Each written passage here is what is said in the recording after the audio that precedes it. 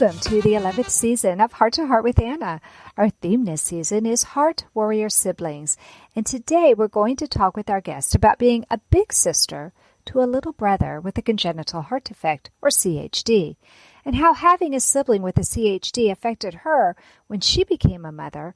Today's show is Big Sister to a CHD Warrior, Time Together, Time Away, and our guest is Roseann. Roseann Franco Bischoff was born in 1956 in Cincinnati, Ohio, the oldest of 5. At the age of 4, Roseann's father was transferred back to New York, where her parents bought a house in Hastings-on-Hudson. She attended the local parish Catholic elementary school. Roseann attended the University of Alabama and had to graduate in August due to an apartment fire in April. She lost everything: textbooks, notes, clothes, but she graduated in August with a degree in communications. Roseann met her husband and was married in 1987. As both were older, they didn't want to wait to start their family.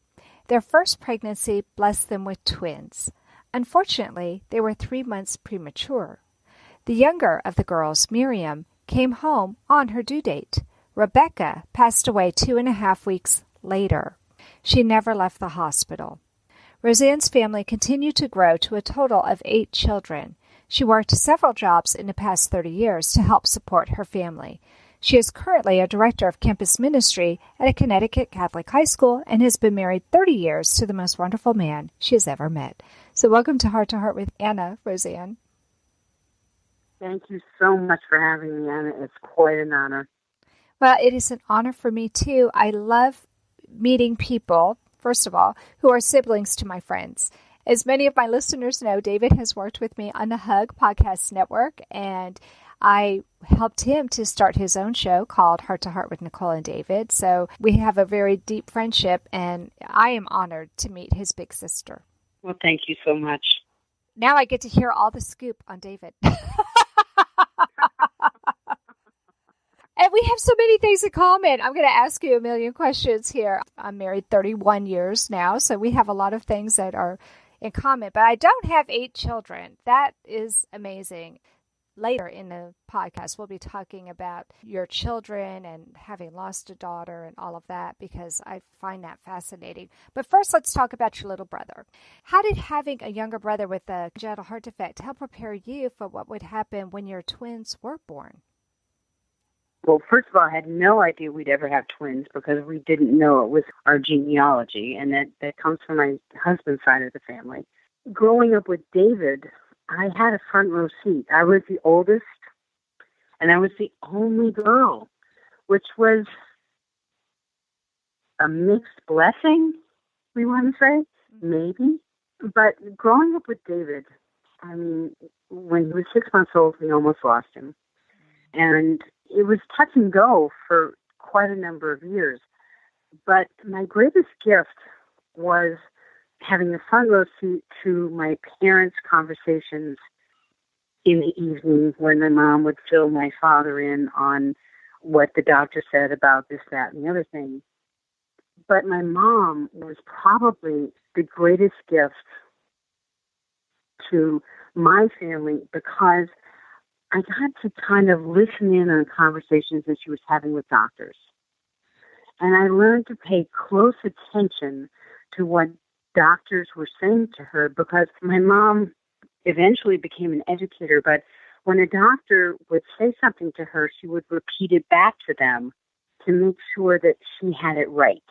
Oh, wow. So are you saying that when your mother took David to see the doctors, that you went along with her to all of those visits?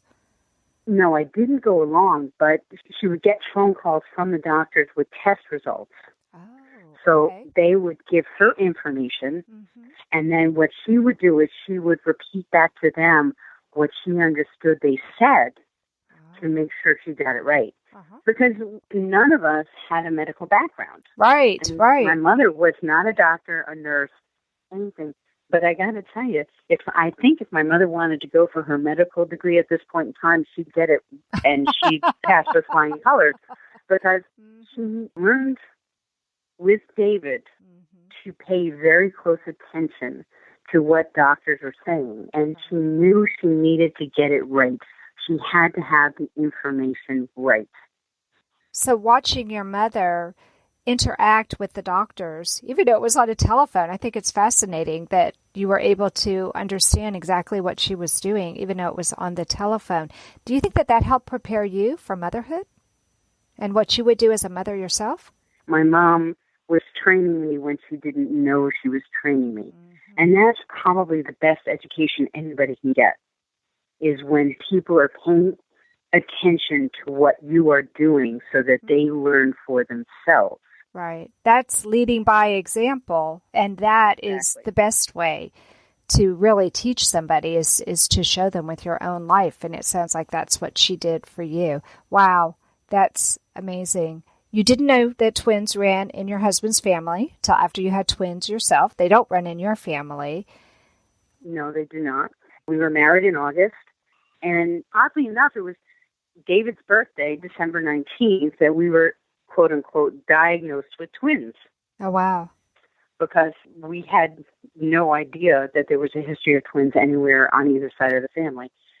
And I was already huge. I was beyond large, and there was no explanation for it. We were diagnosed with twins, and we felt very blessed, and we went to the library and took out all these books on twins and everything else. And within a month, both my husband and I came down with very severe colds. And it was in the process of both of us being home that I noticed there was a change in movement. When you have the ultrasound and you find out that you're having twins, you find out where each of them is. And so you kind of have an idea of who's moving and who's doing what. And all of a sudden I noticed there was a change in movement.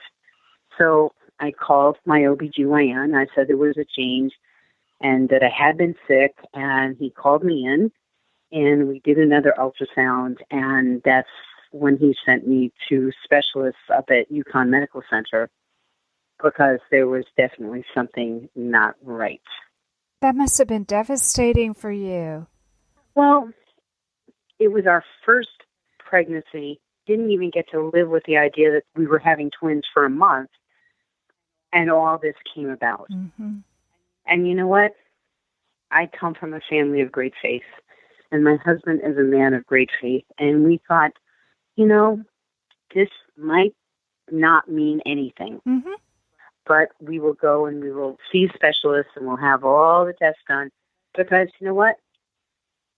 My obstetrician was fabulous. He wasn't going to take any risks. And it's not like he was saying, I don't want this on me. He said, you need the best. Sure. And he sent me to the best. Right. From that point on, things progressed rather quickly. Mm-hmm. Do you think that your faith and seeing how your mother and your father, how their faith played a role in raising you, your brothers, especially David, affected the way that you looked at what was happening with your set of twins? Oh, yeah. There's no doubt about it. Texas Heart Institute were offering us a mechanical heart, and he said, no, Dad, I've had enough. Give it to someone who's worthy. My father promised me a golden dress to twirl in. He held my hand and asked me where I wanted to go. Whatever strife or conflict that we experienced in our long career together was always healed by humor. Heart to Heart with Michael. Please join us every Thursday at noon Eastern as we talk with people from around the world who have experienced those most difficult moments. You are listening to Heart with Anna. If you have a question or comment that you would like addressed on our show, please send an email to Anna Jaworski at anna@hearttoheartwithanna.com. That's anna@hearttoheartwithanna.com. Now, back to Heart with Anna. Before the break, Roseann, we were talking about how you were much older than your brother David, and I believe you're 10 years older than him. Is that right? Yes. So you were 15 when he had his surgery at the age of 5. How much did you really understand about what was going on at that time? I was acutely aware of what was going to be. The details of the surgery I didn't understand, but I was acutely aware of the fact that David was going to Alabama with my parents. He was having this major surgery. We weren't quite sure. I wasn't quite sure what the surgery was and what it was supposed to do and everything else. My dad, God bless him, always let me know the truth.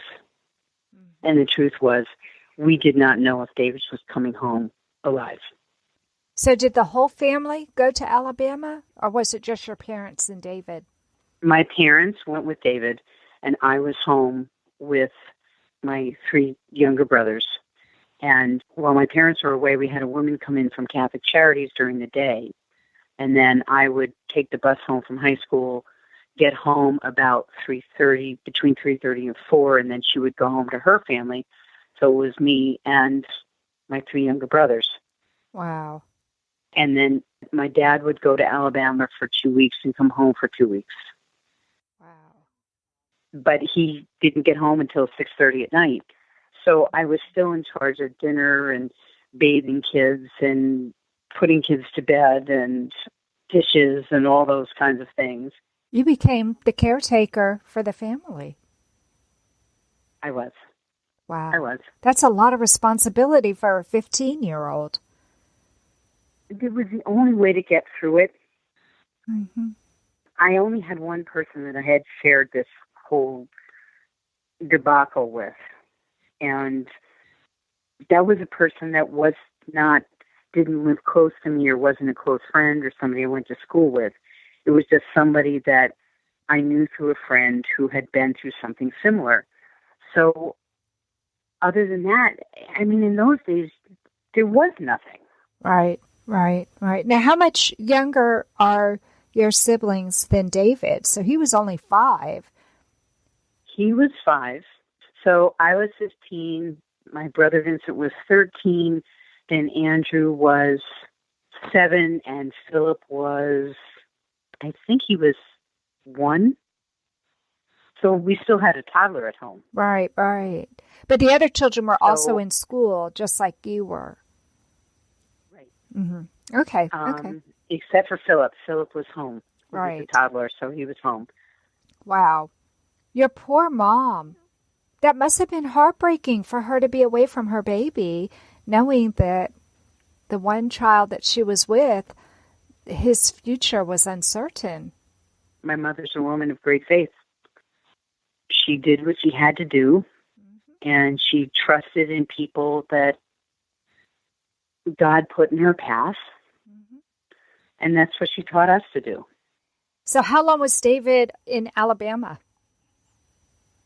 Oh, my gosh. What was it, 3 or 4 months? Oh, my goodness. And he was wreaking all kinds of havoc while he was down there. He was setting off fire alarms, sprinkler systems. And, no. Well, goodness. And David, yeah, he kind of ran the unit. God bless him. But, David was a very, and still is, a very smart man. Mm-hmm. He was a very smart youngster. And he was very precocious. And, if he could get into something, if he could try something and he didn't know what the result was going to be, he wasn't worried about the results. He wanted to just try it. And he did that. So did your dad come home with all kinds of stories when he came home for his 2 weeks?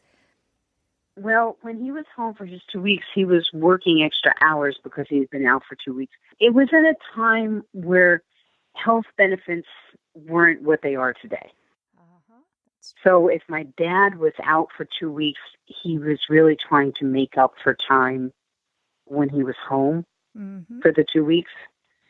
And he was stressed. Sure. My father was very stressed. I mean, telephone conversations.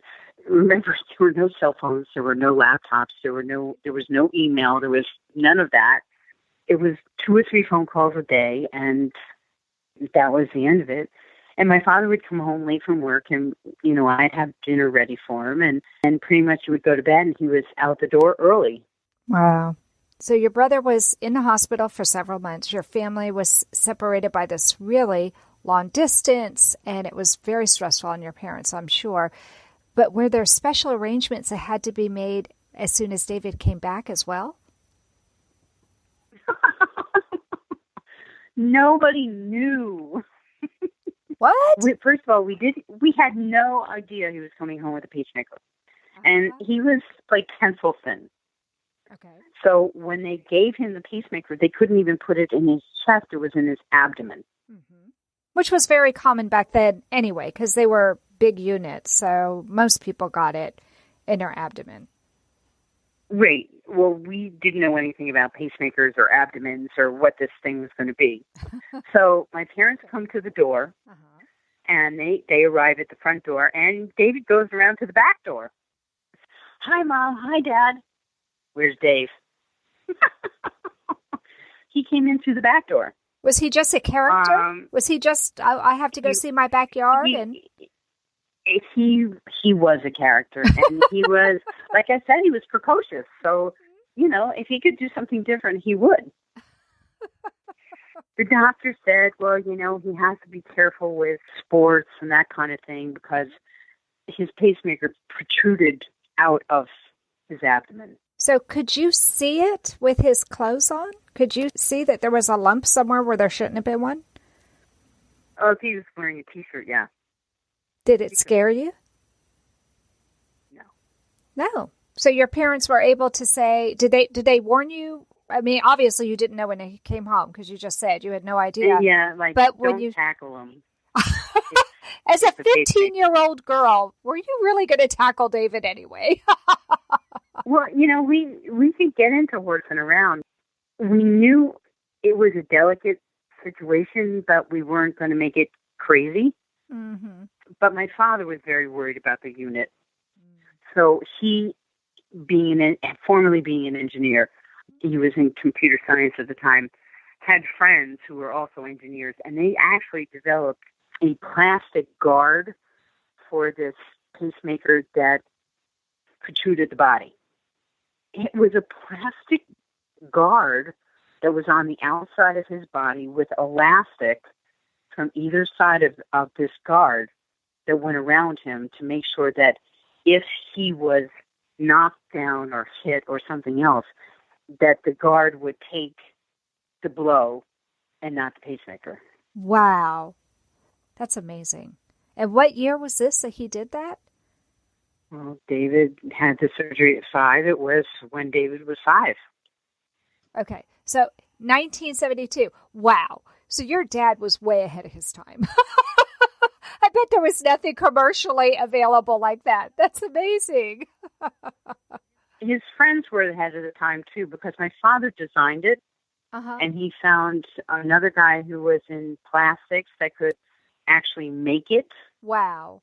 There were a couple of his friends involved in the whole process. Wow. And, they didn't think about getting a patent or anything like that.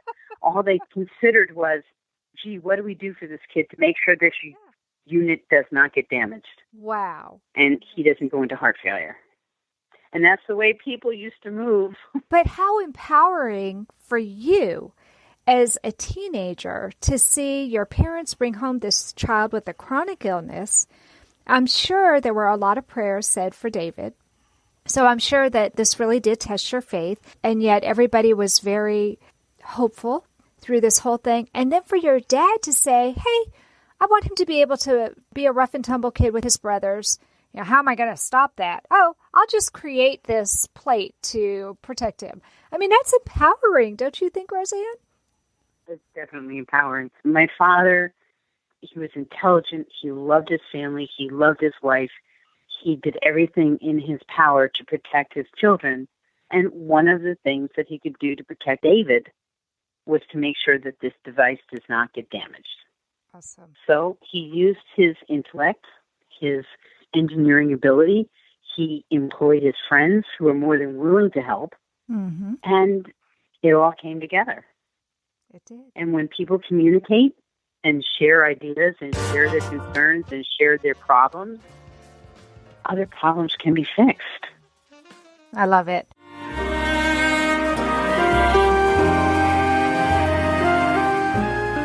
Home Tonight Forever by the Baby Blue Sound Collective.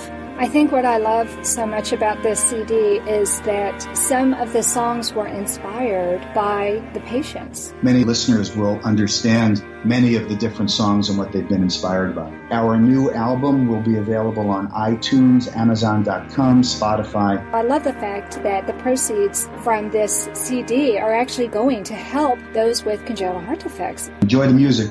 Home Tonight Forever.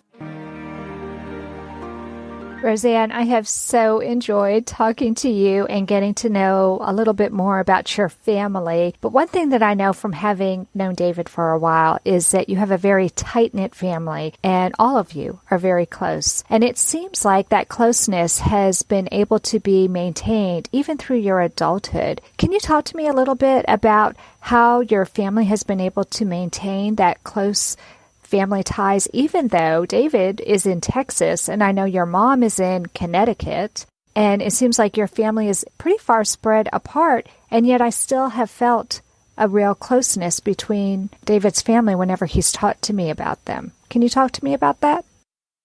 The invention of the telephone was a real asset for our family.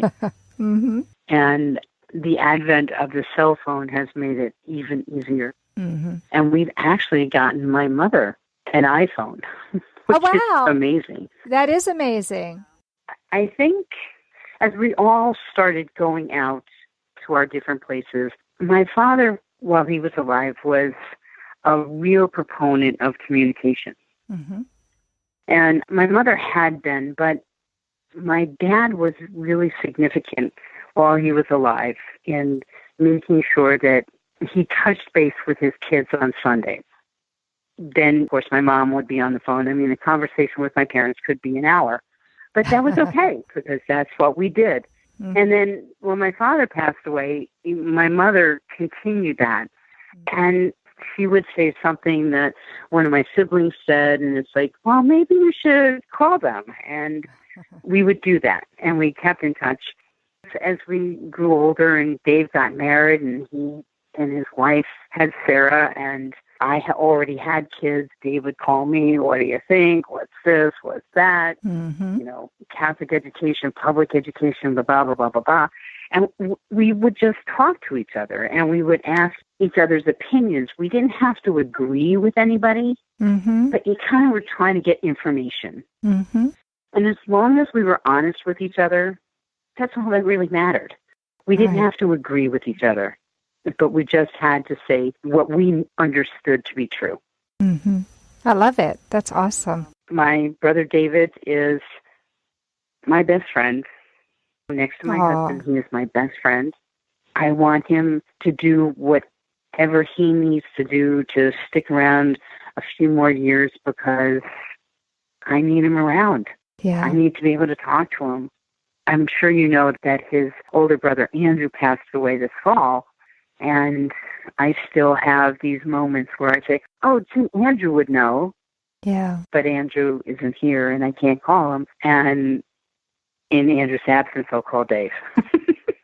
I remember when David told me that his brother unexpectedly died the fall of 2017, and it was heartbreaking. It was absolutely heartbreaking to talk with him and to go through that with him. So I'm sure it was just as hard for you. And when you do lose somebody, because we lost my husband's older sister and we lost his older brother, and now there's just one sister and my husband left, and they feel like what you were just saying. Everybody has to take very good care of themselves. We can't go through another loss. We need each other. At least in our family, we find ourselves clinging to one another more than ever before. Is that kind of how you feel too? Oh, yeah. We have to be touching base with each other. I mean, I probably talk to David more than I talk to my other siblings, but I think we have more things in common. Mm-hmm. But I talk to my other siblings on a regular basis because you got to know what's going on. And I need to know what's going on with them, and they need to know what's going on with me. And we can't be there for each other without knowledge of what's going on. Right. Let's talk about some of your favorite memories growing up with David. Can you tell me what your very favorite memory of growing up with David would be? David had a Snoopy doll, a stuffed animal. It was Snoopy. Okay. Snoopy went everywhere with Dave. Snoopy became a kind of raggedy mess.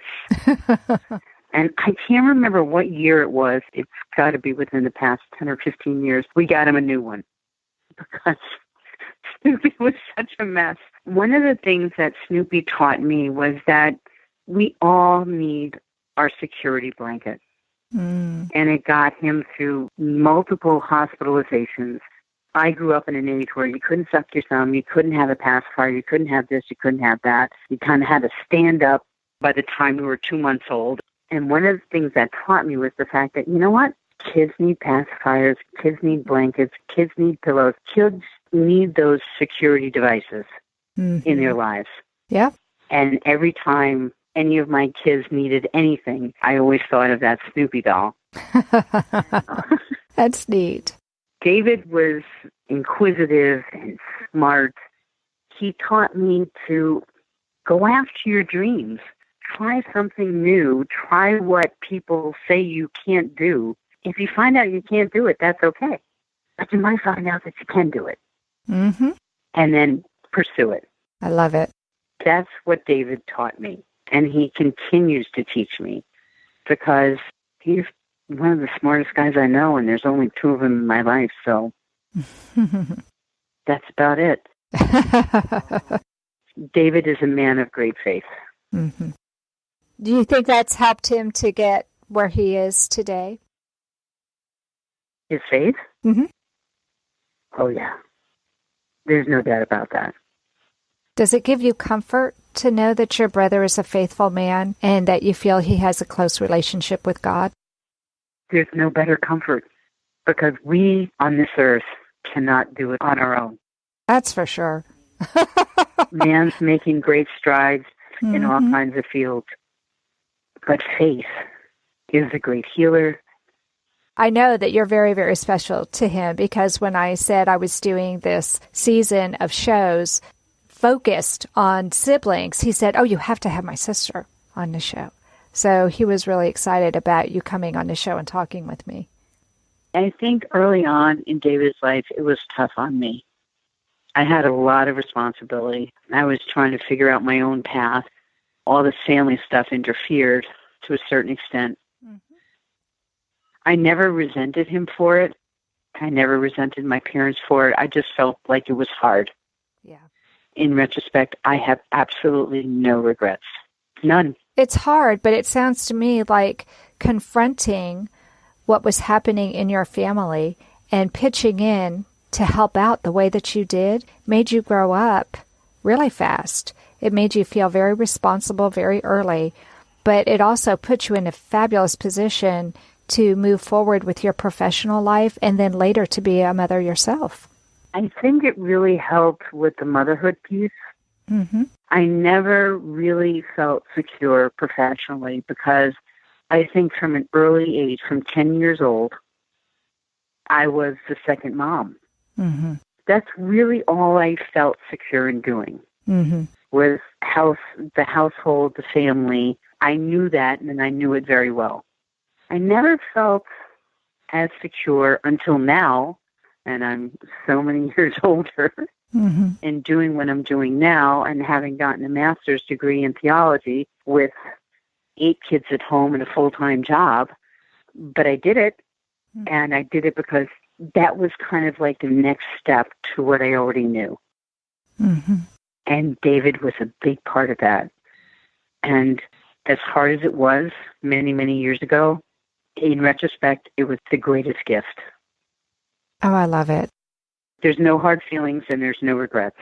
I love it. Roseann, it has been a pure delight getting to know you.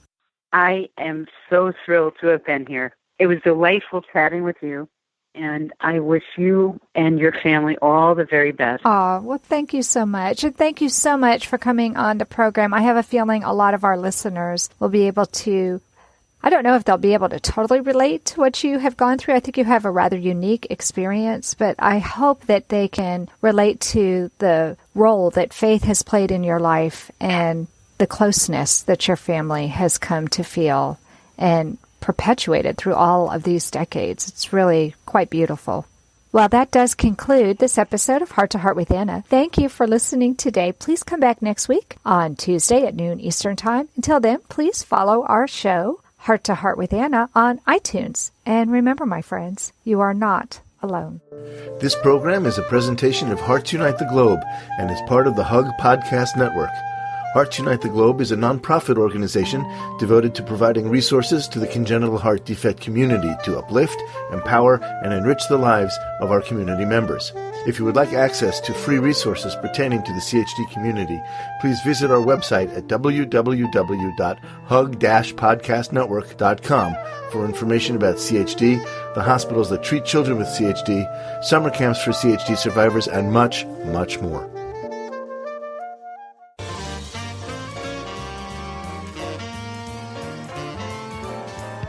Thank you again for joining us this week. We hope you have been inspired and empowered to become an advocate for the congenital heart defect community. Heart to Heart with Anna, with your host Anna Jaworski, can be heard every Tuesday at 12 noon Eastern Time.